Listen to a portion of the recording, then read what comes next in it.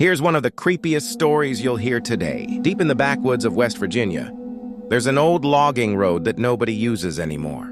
The locals call it Dead Hollow, though no one seems to remember why.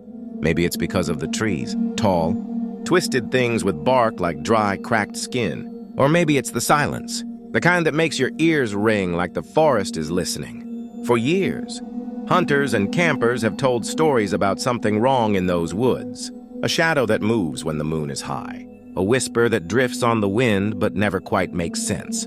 Last October, a man named Kevin, an amateur wildlife photographer, decided to check it out. He was the skeptical type, thought the stories were just hillbilly folklore. He didn't think that after sundown, the forest would change. By the time he set up camp, the sky had turned a deep, bruised purple. A full moon crept over the trees, casting long, jagged shadows. That's when he heard it, a clicking sound like teeth chattering in the cold. It came from the trees, distant but steady. Then something moved. At first, he thought it was just the wind, but the movement was deliberate. A tall, thin figure stood between the trees. It was almost human-shaped, but wrong. Its limbs were too long, its joints bending the wrong way. And its face, God, its face wasn't there at all. Just smooth, pale skin stretched too tight over an empty skull. The clicking sound grew louder, faster. It wasn't the wind.